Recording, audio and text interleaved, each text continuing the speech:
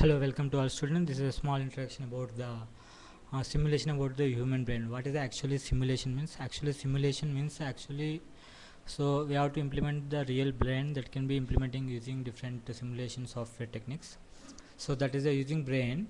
We can control the total nervous system. Actually, neural networks means different cells are connected using neural networks. That is using brain.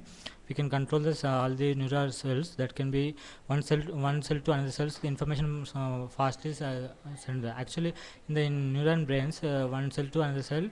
In simulation will be fastly. So the same information can be simulated over the computer networks or computer system. So actually what is the actually human brain is a unique brain. Actually we have to study the human brain.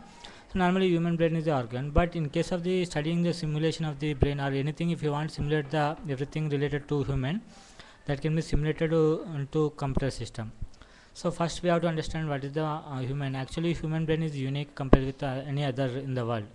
Even though we have to understand what is the computer. Actually computer is electronic machine. Even though the human brain simulation is most supercomputer and made human brain system is the most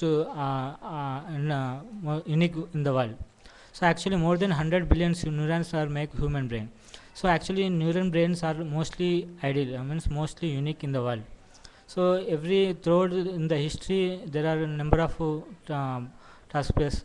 So in the human brain, since there are different type of options are available in the neural brain, even though scientists are studying the human brain, what is the actually behind the human brain. So normally there are number of cells are available in the human brain. The brain cells can be fastly, the simulation can be take place the same as the brain that can be implemented over the software system.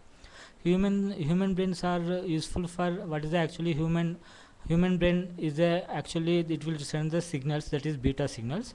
Even the beta signals can be sent over the network coordinators. Normally in the human one, totally body will be controlled by human brain. Even though human brain is a totally beta signals, we have to catch that signals that can be control over the system. For example, it is useful for to control the total human. For example, in the future we can control everything. For example, if you are presently we are using remotes and mobiles to control something.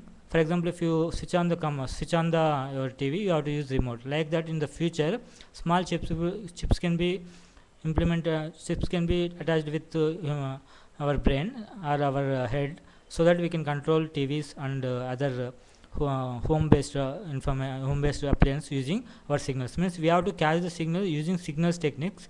We can control the system. Means we have to find out the signals that can be implemented over the network.